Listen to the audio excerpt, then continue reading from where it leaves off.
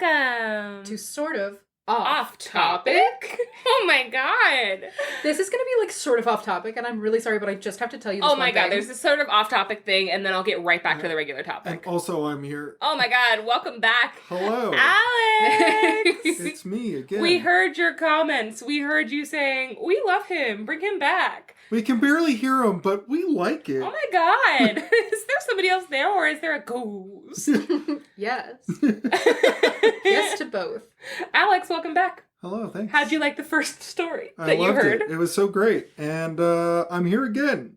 And here he is, back again. Back again. Woo! It speaks for itself. We're recording this immediately after recording the previous episode that he was on. Yeah. But we did not hear your feedback, and we do not care what you have to say.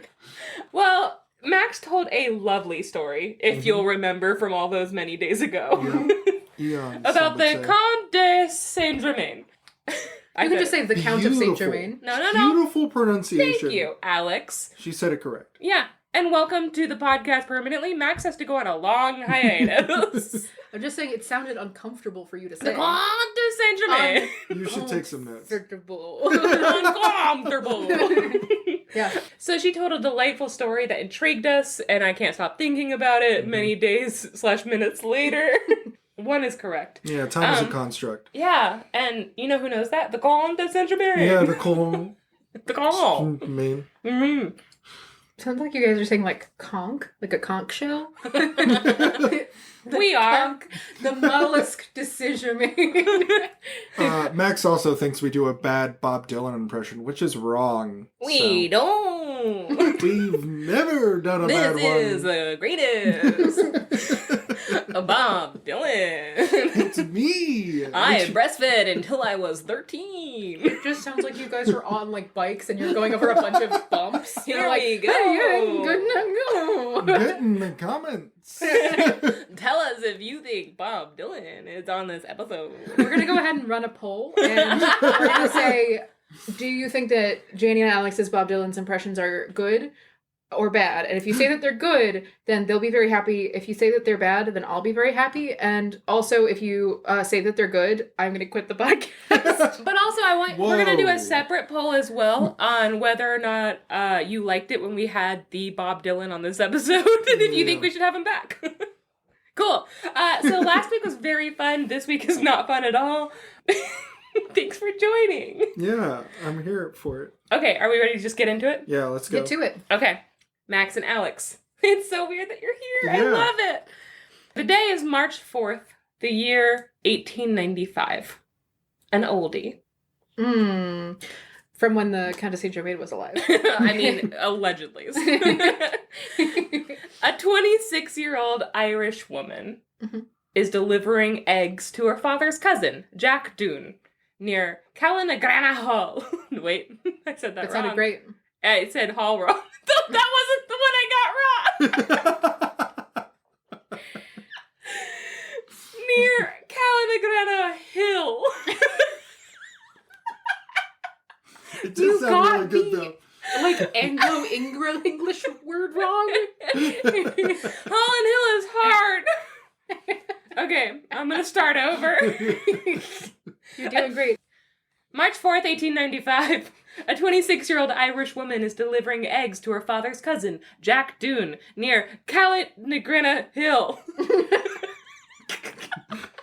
Yep. Her name is Bridget Cleary. That's such a good name. Do you know this story? No, but I like that name so much. Oh, fuck, I was convinced you knew the story. Okay. I might, but I don't know it from the name. I have to tell you, we had a listener reach out to us on our Discord recently and ask us, like, they basically pitched, they were like, I know this story. It's about a banshee. It's set in Ireland. And there's oatmeal. And there's blood. You guys find it for me? Thank you. And we tried to. And then we did. And we did. It To was their credit, as the audience, they looked through so many books. Like, they would come together in the living room and then separate and be like, wait, no, it's in another book. They did so much research. within like a 20-minute time It span. It wasn't like days of research, but no, yeah. but it was rapid. There was a lot of book pulling and like flipping through it furiously. Yeah, book throwing. Yeah. We would never, and how dare you? But also, if you guys have, that was fun. That was very fun for If us. you guys have folk stories that you Yeah, can't it was remember or incredible. find, then let us know, and we'd love to be a part of finding it with you. So they reached out, they told us that it turns out it wasn't a story they had read as a child, it was episode 1 of our podcast about the bloody oatmeal, and then she was like, I can't figure out why I thought banshees.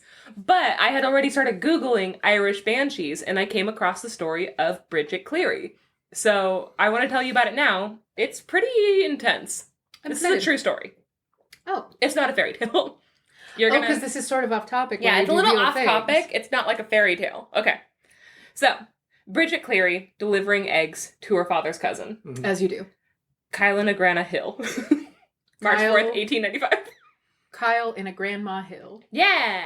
Please don't confuse me further. Okay, Bridget My was... mind is simple. I have one thought, and only sometimes. and only sometimes it comes and goes. Bridget was a beautiful, intelligent young woman whose husband made a decent living as a cooper. You mentioned cooper in your last story. A cooper is someone who builds barrels. Oh, I thought it was somebody who raised chickens. No. That's a chicken. What about someone who makes chicken coops? What about somebody who is Bradley Cooper? Someone who makes chicken coops is a woodworker. Someone who is Bradley Cooper is a Bradley Cooper. Oh, it's fuck. a specific Okay. subcategory. It's like how there's like lionfish and then there's lions, you know? No. There's a difference? Lions live in the butthole of the world? This is such bad news for lions. Bad news, Pocahontas. Bad news, Pocahontas. Lions live in buttholes. This is nonsense. You need to listen to the last off topic to get this weird bit. Okay, Bridget was described as a beautiful, intelligent young woman. Her husband made a decent living as a cooper, which is somebody who makes barrels. I know that very well. And who brought in some extra income herself by working as a seamstress and egg seller. So that's why she's delivering eggs at this time. Oh. Yeah. By all accounts, she and her husband were more well off than her neighbors. She wore fancy clothes, and they seemed really happy. Another thing that I don't know if is important to note, but he's 9 years older than her. I'm not a huge fan of the age differences, but she's 26, depending on when they got married. I don't know. Yeah. But we're walking a fine line. Mm-hmm. Okay. But even though she is literate, she is independent, she is fashionably dressed and level-headed, Bridget is also from rural Ireland, and she is obsessed and fascinated by fairies. As everybody at the time. It's 1895. They're all obsessed and fascinated by fairy everybody stories. now. And also everyone listening to this podcast. And also I assume. us. We are also here.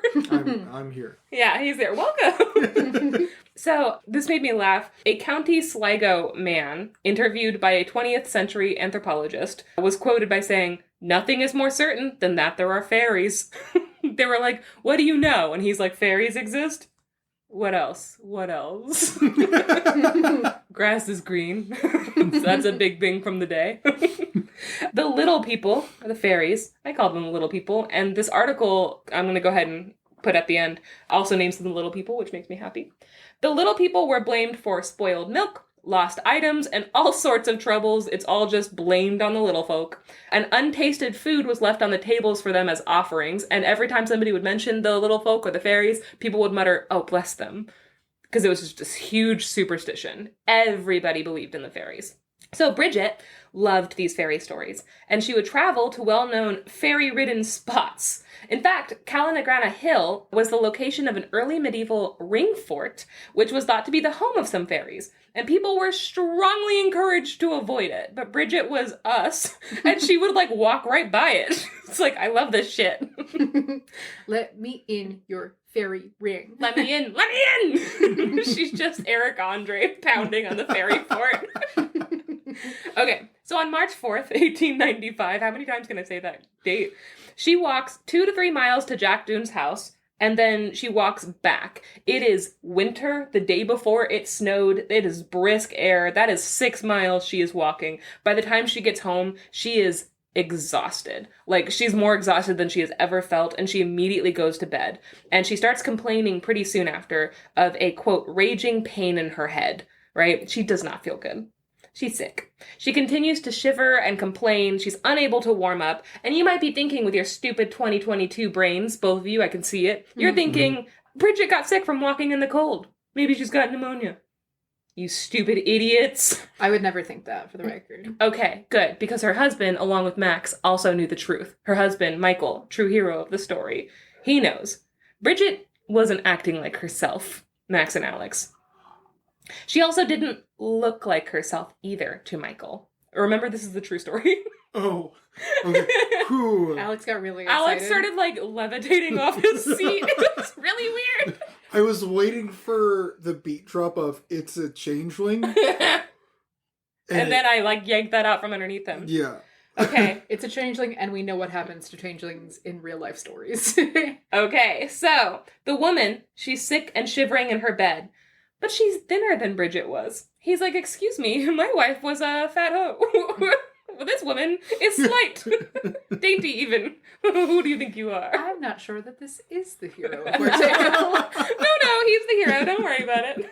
He also notices that she is 2 inches taller than his wife. So, entirely different looking, different build, Yes, according to Michael. taller. So they call the doctor immediately, right? They're like, hey, she's super sick immediately within like the next day. They're like, she's not getting better. She seems really sick. Call the doctor. They actually call him several times. They just keep calling him and he's like, I can't come right now. And then like he has to go and call on him and be like, get to my house. My wife is sick. And he's like, My wife. Air quotes. My wife. My Like, wife. a lot of air quotes that was happening. a really good Borat. That was a pretty good Borat, yeah. Thanks, guys. Okay. I just want to say that just because you complimented my impression does not mean that I like your Bob Dylan impressions anymore. Why? Oh. Okay, so the doctor finally does come, and he diagnoses her with, quote, nervous excitement and slight bronchitis. Which all of that just seems like what it was. He's not worried at all. He's like, she's gonna get better. Take 2 aspirin and call me in the morning. Have you tried turning it off and on again? Yeah, try to unplug her. Michael, however, knows the truth. There's only one explanation that makes sense, Alex. While she had been walking by the fairy fort on Calanagrana Hill, his beautiful wife Bridget had been swapped with a changeling. Woo! I'm so excited, you guys. Please don't get too excited. So happy to be here. Sorry. Okay, so Broke the sound. Michael's not just saying this out of nowhere, right? He's Yeah. not just like, oh my god, she's a changeling because she's sick. He's actually talking to a trusted source, Jack Toon, Bridget's father's cousin, who she was delivering eggs to. He was I did not look up this word and I meant to, Shanchai? I don't have the right accents on there. Shonkai? Maybe? Basically, a storyteller well-versed in fairy mythology. That's what he was known for in the village. He was charismatic, and lots of people were like, he actually has the gift of divination. Like, he can predict stuff. Like, he's a really important person. So, this man who's super, like, superstitious and knows a lot about the fairies starts basically whispering in Michael's ear, being like, hey, she doesn't look like Bridget, does she? She isn't acting like Bridget, is she? Something's up, dude. And so most likely, Jack Doon had planted the changeling idea into Michael's head, scaring the absolute fuck out of him, because his wife is lying sick in her bed, and now he's convinced that she's been swapped, and also she's gonna die. So eventually, after the doctor has left, a priest visits. And the priest is, like, also not overly concerned about the illness. But since we're in the year 1895, he's like, I might as well give her last rites. I mean, fuck, she could die tomorrow, right? So do you think she needs this leg or no? Is she using the liver? Or, okay, I'll come back tomorrow? Great. Father, Son, Holy Ghost.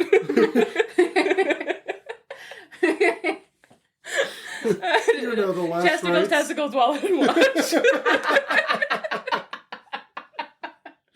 And then he, like, flips off the sky and he scuttles on out. Gym, tan, laundry.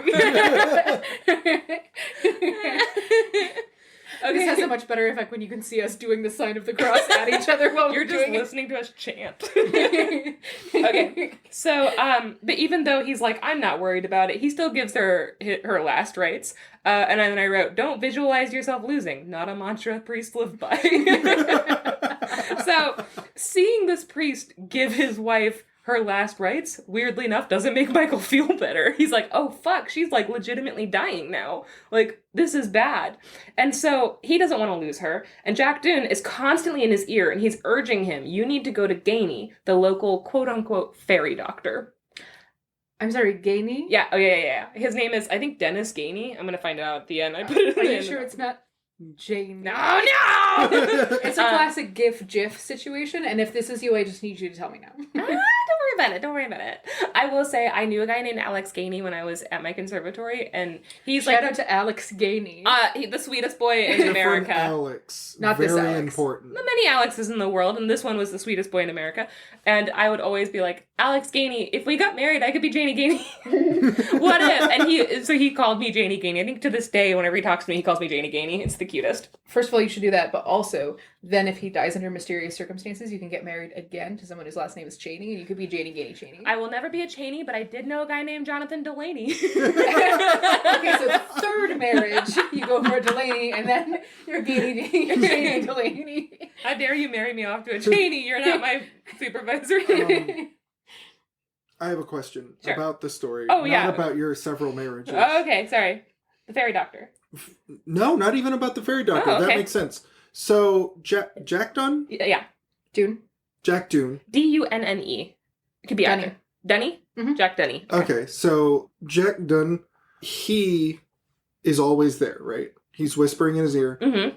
He lives 6 miles away. That was a very important part He of the lives story. 3 miles away. Okay. Oh, it's a there and 3 back. mile there There and and back. back again, yeah. Okay, all right. A hobbit's Still tale. 3 miles. It's a lot. That's a lot of commitment. It is. But All it right. is his cousin's daughter. And so. and she That's lives, his they live in a second house. cousin. I didn't mention this before. I didn't know if it was going to be important. Apparently it is. She lives with her husband and her father lives with them. Mm. Okay. And so him coming and staying, Gotcha, and also gotcha, rural gotcha. Ireland, I feel like it wouldn't be that big of a deal. It's not. I just wanted to. Yeah, you're clarifying. I like it. Yeah. I'm the Additionally, audience. I do know the story, and I'm very excited. Yeah. Okay. It's a bummer. It's not good. Okay, so at this point, it's the 8th day of Bridget's illness. And according to Dunn, Michael had a right now to go to Janey. He says, you had a right to go to the fairy doctor on the 5th day of the illness. Apparently that's a big thing. Like, give it 5 days. If she doesn't get healed, then now you have a right to go to a fairy doctor. And so Classic fairy law. he tells him, he's like, Michael, the woman lying in that bed is not your wife. And if you don't act fast, you will never get the real Bridget back. And Michael starts to panic. He's like, okay, I'm going to go to him, I guess. So the next morning he gets up early, he goes to Janey's house, and he brings back a special concoction of herbs, which needed to be boiled in new milk, which is the first milk of like a cow after they're done being a calf, like the first milk they start producing. That makes sense. Yeah, If it's like rich fairies in make- nutrients. If fairies make curdled milk, you're doing the opposite. Yeah, but also Okay. fairies are like obsessed with milk anyway in Ireland. Like they that's what they crave it. all the time is like fresh milk. And so he comes home. The story's about to be a bummer, guys. And he forces it down Bridget's throat. He has 3 male cousins of her cousins hold her down, and the neighbors outside begin to hear her screaming, "Take it, you witch, or I'll kill you." And now the story's about to get really violent and really upsetting. This is about a court case. Oh. Yeah! Okay, are you ready? Yeah, I got the beat drop of Changeling. Yeah, I'm good. you did. I got my win. Good. The men threw urine at Bridget. They shook her violently, and they screamed things like, "Away with you! Come home, Bridget Boland," which is her maiden name, in the name of God. And they also began asking her over and over again, "Are you Bridget Boland, wife of Michael Cleary, in the name of God?" The neighbors heard... The neighbors... I gotta go check on my neighbors. Oh my God. Okay, and we're back. The neighbors heard Bridget's screams and they saw what was happening, but they were apparently too scared to intervene. And so things just got worse for Bridget, who is sick. She's not feeling good. They brought her to the fireplace. They held her over the grate because fairies hate fire and no one else does. Everyone else loves it, Yeah. famously. And so they're like, now that you're hot, you'll clearly confess. They continue their questioning. They demand that she bring back the real Bridget. The entire time she's like, hello, it's me, the real Bridget, who It's me, also covered in pee. famously didn't like to be on fire or covered in urine. I don't know how to tell you that. By midnight on Thursday, Bridget's cousin, Joanna, says that Bridget was wild and deranged, but Michael became satisfied that the rituals had been completed. He's like, we did it. And they actually bring in a priest the next morning, and the priest banishes any evil spirits left in the house, and they all think it's over. They're like, great, we did it. We saved Bridget. And the next morning, she gets up, and she starts to dress in her fancy, pretty clothes. Joanna says it, quote, gave her courage when she would go among the people. So it's March 15th. It's been a while, right? She got sick on March 4th. Oof. It's been a while. But now she's getting dressed. She's like, I need to go out amongst the people. She's like steeling herself to do that after this. I need to go tell someone that my cousin's pissed on me. I need to go to therapy and maybe the police. Please take me somewhere other than this house. And so that's it. Several family members at that point knew that she was better, so they all come to the house for tea. And so she has her family. It's not even her husband's family. It's the Bolins that are there. They go in there. They're all drinking tea. And then a huge argument erupts. You see, Bridget started to act really suspicious. She asked, I feel like you were kind of like shitting on Michael just a little. Like maybe you didn't like him. Michael isn't the best. I would like to remind you he's the hero of the story. Okay. Thank sorry. you. Michael's the best. Now you're about to be turned around, okay? Joke's on you. Bridget, that bitch, asked for milk. With her tea! Oh, no. I She's know. a filthy Englishman. Filthy! As we all know, fairies love milk, as I previously hinted at. So Michael was right. They're drinking tea. And nobody else likes To be milk. fair, Nobody else likes milk, and everyone loves being on fire. according to this story, that's the only thing she's had for 2 weeks. Okay, remember that. It's been 2 weeks of her being sick and also tortured. And so she asks for milk in her tea. And her husband starts just going crazy. Again, at this point, I also think Michael has lost his shit. Like, he's lost it. So Bridget eventually, as he starts like interrogating her again and losing his shit in front of her family, she snaps at him and she says, quote, your mother used to go with the fairies and that is why you think I am going with them. Like, stop blaming me for your weird mommy issues, you son of a bitch. Fair. Damn, Bridget. Yeah. Tell him. And so a very level-headed Michael, who is right and our hero, demands that she eats 3 pieces of bread and jam. He's like, prove you're not a fairy. Eat these 3 pieces of bread and jam. The article that I read was like, we don't know why. It was a weird control thing at that point, because that's not a fairy thing. No. That has no. nothing to do with anything. At this point, you're just being an asshole.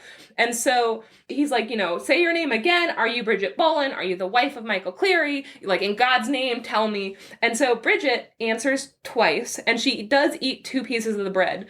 But when she gets to the 3rd one, she hesitates because she hasn't been eating because she's been sick and tortured, and eating 3 slices of bread fucking sucks. As somebody who, like, also doesn't eat a whole lot of, like, a bunch of the time, I can't do that. Sometimes I eat bread and jam, and 3 pieces doesn't sound like that much. So, But but after you've been sick and not eating for 11 days. 3 pieces of bread and jam seems like a lot for me. And she's also bread. already drank some tea. And remember, she's thinner than the old Bridget. And like taller. bread a And she's lot. taller. Okay. I think I would ask for a 4th. Max is not a changeling. Even out. Michael would have no reason to suspect Or Max. I'm just a changeling who loves bread, because Aw. that's not part of it. Because that's not a thing. It's important to remember. That's not part of the lore. Michael's now making shit up. Okay, we're back in the horrible story. Michael throws her down and he screams. Sort of back to the horrible story. And now we're back. He screams, if you won't take it, down you will go. He forces the bread and jam down her throat. He tears off her clothes, leaving only her chemise. Chemise, yeah. Okay, good. Which is like it's like a, Slip. yeah, it's like the, when you see like people undressing in like Renaissance, it's like the little like tank dress that Yeah. they have on underneath of things that's like really like soft. Pretty. Yeah. Okay, it's about to get really bad. I am so sorry. He strikes her head against the floor, which I'm hoping knocks her out, and then he lights her chemise on fire. And then he pours paraffin lamp all over her because she's not on fire enough. In front of her relatives. And They're they don't all... do anything? Okay, they don't. They all start being like, hey, put out the fire. They start to, like, yell at him after he's already, like, beaten her in front of them. And Michael is like, oh, you guys don't worry. That's not Bridget. That's a changeling. It's not my wife. No, put it out yet. Don't put it out yet. It's she's not my wife. She's a changeling. He just keeps saying it over and over again. Like, he's lost his fucking mind. And they're watching her burn to death in front of them. And so they end up huddling together in a nearby bedroom away from the fires, and they can't get out because there's fire.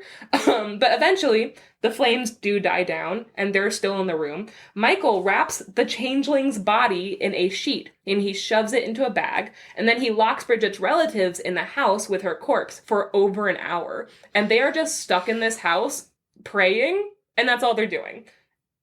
They seem like villains to me, too. Everybody fucking watch this. They have to look her in the eye. They just, like, sit there looking at her. Yeah, 100%. Yeah, they don't deserve anything. They also, do not. Dig your way out. Be a grown-up. Dig your way out of the house. Oh if you can't work the lock, dig your way out. I thought you were talking about Bridget. I was How like, many Max. of them are there? No. Go through a door. Or take him down. There's one guy, and there's multiples of Also, you. put out the fire yourself, you coward. Yep. Also, Yep, if all you're of this. stuck in a Fires house and you want out and the door isn't working, dig your way out. Be a grown-up. Go out As the window. the audience, if you're stuck in a room and there's no way out, find a way. You can just find a way. It's fine. Dig your way out. Okay. So Michael comes You back. turn into a little mole. Eat the walls. You gotta go mole mode.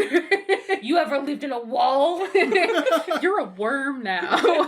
An earthworm, and this is where you belong. Under the foundations of the house, making your way out, man. That's freedom. And this has been Survival Tips with Max. Or How to Be a Worm with Max. I lost the thread. Okay. Yes, to both. So Michael comes back after an hour, and he threatens to kill Bridget's cousin Patrick Kennedy with a knife he has found if he doesn't help him hide the body. He says, I dug the grave, now you're helping me hide the body. At which point you're like, hide? yes. He says hide? He says, help me hide this body. Meaning, at this point, He knows it's murder. he knows. Yeah. You get rid of your insanity defense to me if you have the forethought to hide a body. Say hide. Immediately after. Immediately after. You lock them in the house so the witnesses can't leave. You dig a grave. Hey guys, I've dug trenches. And then you An threaten hour somebody. is very quick to dig a grave. It is. It's a shallow grave. I will admit it's a shallow grave. So the two men carry her body to the hole that he dug, and they bury it. Michael made the rest of her family swear not to tell the authorities before he let them go. And they don't. So, no, they suck. The next day, Michael goes to Drangan Church with Jack Doon. I've called him 3 different things now. Who wanted Michael to speak to a priest. So even Jack is like, hey, you should talk to somebody about this, buddy. You seem not right in the head right now. Something wrong? And also like a murderer.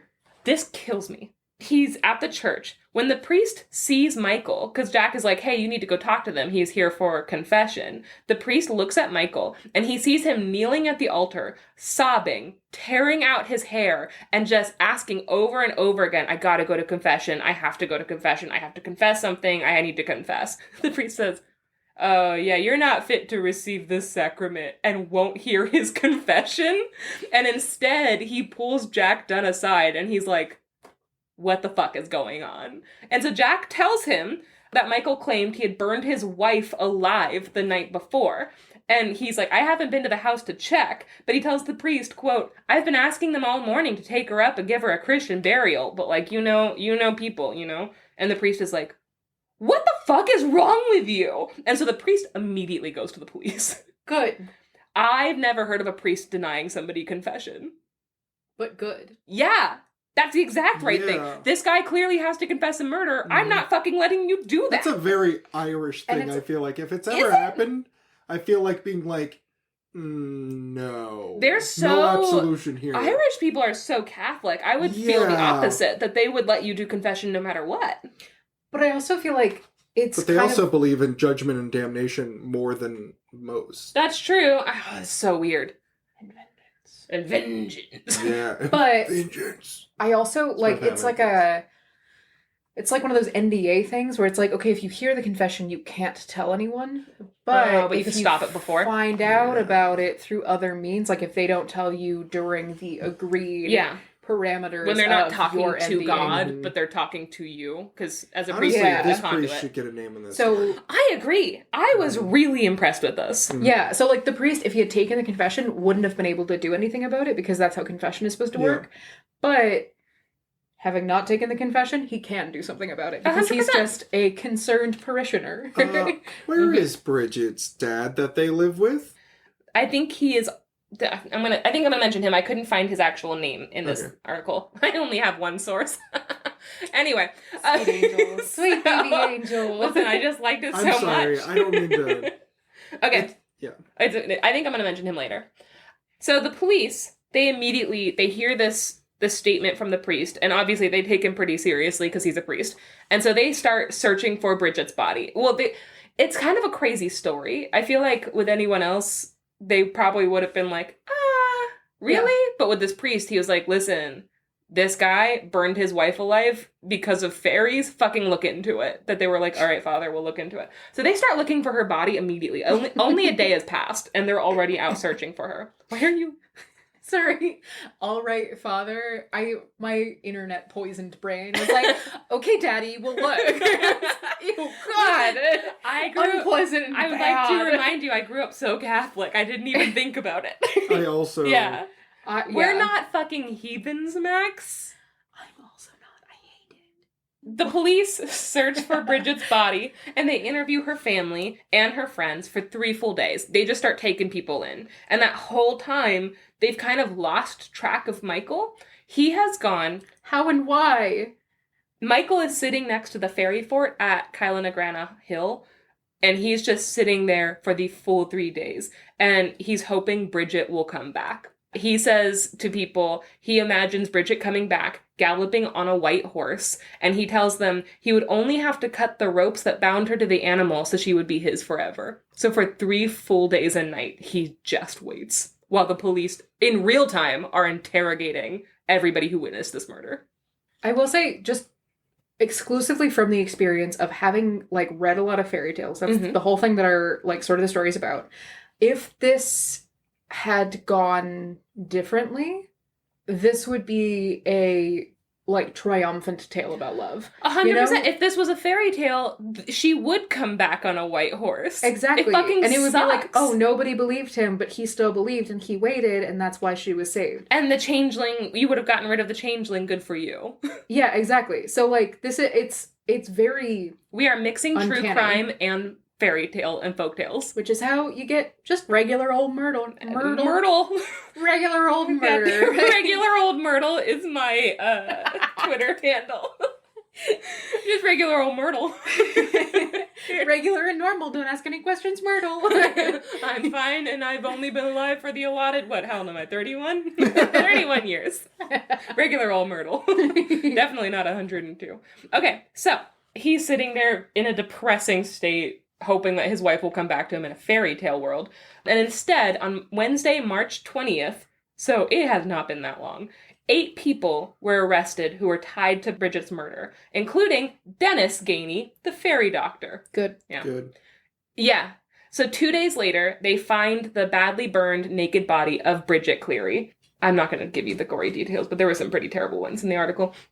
On March 25th, the accused were brought before a magistrate while crowds of angry people screamed at them. This made the press, and so people traveled far and wide because true crime fanatics have been around forever. They traveled to come and, like, scream at these murderers. Good. Yes. They had shit thrown at them and everything. Yeah, burn him at the stake. On July 25th, 1895, Michael was found guilty of manslaughter.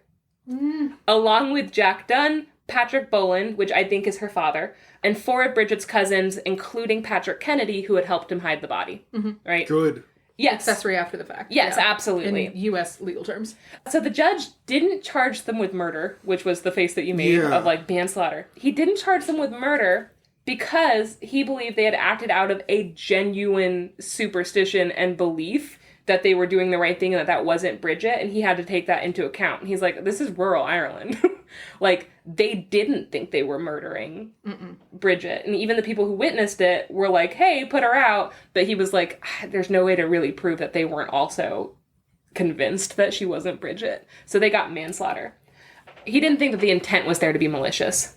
Reminds me very much of the custom of the sea, where it was common practice that if you were part of a shipwreck or something happened and you were marooned, you would just eat the other people. Yeah. And it was agreed upon beforehand until one case came back and they were like, no, this is fine. We agreed upon this beforehand. And they were tried for murder. But the judge was like, look, let's just imprison them. This isn't murder because they were under the same laws. Upon it. Yeah. Ooh, yeah. Mm-hmm. It's just, it was tricky. You have to take into account. And I firmly believe that he probably did believe that, you know? Like, there's nothing about it, especially him waiting for 3 days and 3 nights at Kyla Negrana Hill. Like, it seems, I believe that he thought that he wasn't killing Bridget. Mm-hmm. Even though he should have. I don't excuse that at all, but... Yeah. Insanity makes sense for this one. Michael was released in 1910, and right after he was released, so he spent 15 years in jail, and then was released and immediately moved to Montreal, started a new life. Jack Dunn served 3 years, and then returned to his area and continued working as a laborer, as if nothing had happened. And Michael was reported saying, quote, God knows I would never do it but for Jack Dunn. It was he who told me my wife was a fairy. So he thinks that the true villain here is Jack Dunn, who was whispering. He was basically a Charlie Manson sort of. Yeah. Charles Manson. But he didn't rip the dress off of his wife, make her eat jam, and then light her on fire. That's true. Making her eat jam really is the worst part of the sentence. Okay. You are physically hurting me by saying that, and I want you to know. It's important to note, while she was ill. So I've stuck up for Michael, I feel like, a little bit. Now it's when you were like, he's the hero? Yeah, when he's the hero of the story. He's done nothing wrong. He's so brave. I was joking. What a good boy. Yeah, we love him. No, I stuck up for him a little bit with, it's easy to believe that he did believe that she was a fairy. But I'm going to give you some more, I'm going to stack on some building blocks here. While she was ill, Bridget's aunt, Mary Kennedy, visited her, right? And Bridget told her, quote, Michael's making a fairy of me now. He thought to burn me about 3 months ago. Suggesting this is not an isolated incident for Michael, that he has threatened to do this before. And also she brought up that his mother had danced with the fairies, which definitely suggested that his mother was burned. Yeah.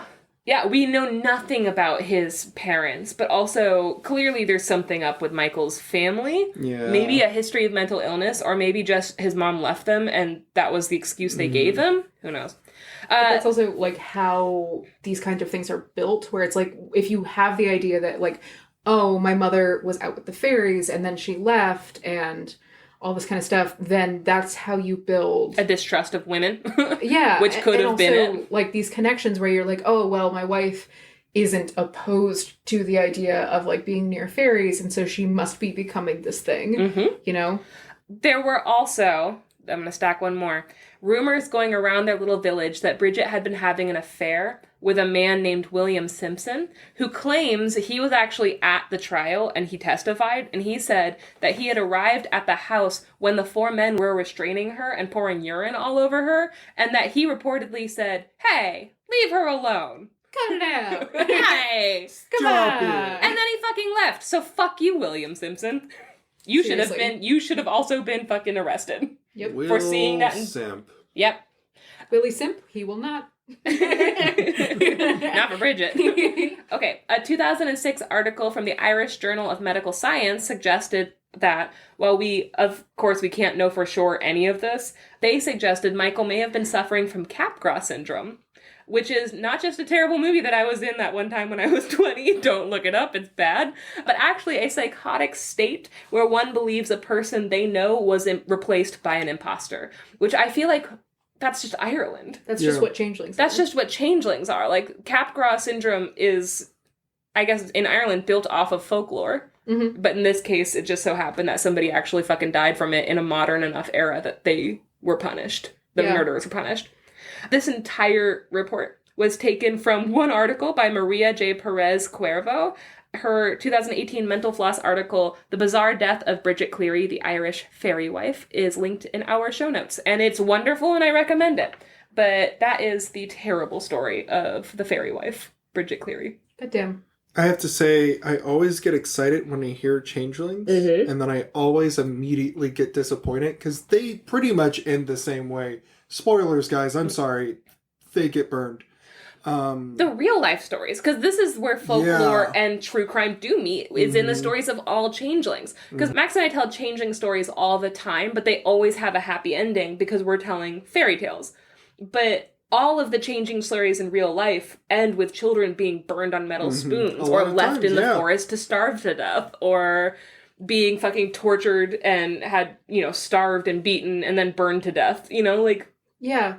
I think that it's one of those things, though, where, there's this, like, some people, it's the idea of, like, how can you tell whether you're in a fairy tale story or a true crime story until it's over? Yeah. Kind of, like, you have to have that, like, analytical skill and the, like, a trust in people that I think, so, like, sometimes fiction fosters distrust, where if it's like, oh, that detail wasn't right, and I know how to pick out these things because I've read a lot of, like, true crime or something like that, well, you sure are putting a lovely spin on an actual murder.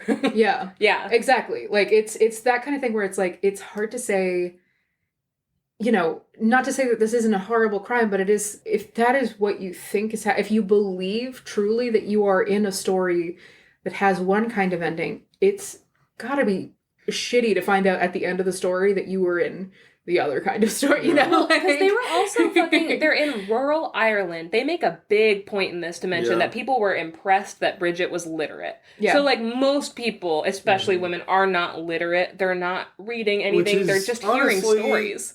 A mark against her in that time frame. Yeah, 100%. She might have already not been trusted that much, but people seem to really like her beforehand. That would make sense why her family didn't step in, to be honest. Yeah, her family... look, you're literate, No, but her family was Jack Dunn, the fucking guy that was pushing all these fairy stories to begin with. Like, this was just... Yeah. The one hero in the story to me is the priest. That priest? I'm impressed. Shout out to that priest. Hey, no, you can't take confession. You fucked up for sure. We need to figure out why. I don't want to hear it. And we're not going to hide it just because you're in a church. Yeah, like, we need to report this to the proper authorities. I just love how fast this was taken care of. I'm not a huge fan of how fast they were taken to court and sentenced and stuff, but that's old-timey court cases. But, like village court. Village Court. I would watch the shit out of that. Dick Wolf production. Village Court. Village Court is my combination Village People cover band and also legal metal band where we talk about law. We do Village People covers where we talk about law is what it comes down to. Village Court. Attorney at Village. She crossed her arms across her chest and did 2 V signs. Check out the band, our band album cover. Okay, with that, I think we done did it. Yep. Guys, thanks for tuning in to this sort of off-topic. Done.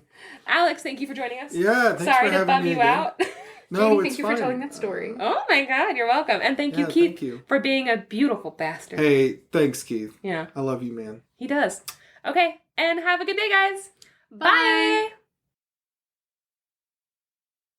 I sound like I'm doing the English dub of an anime. Oh my God. There's nothing I love more than a nutritious lunch.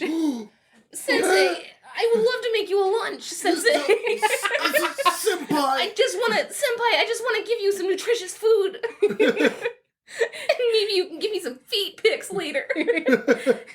The building blocks of a healthy lifestyle are eating well and sleeping well. And Sensei, I feel like you haven't been sleeping well. Is something wrong? That's pretty good. Look at this nerd. That's the sexy evil one coming. That is the sexy evil one. It's really good.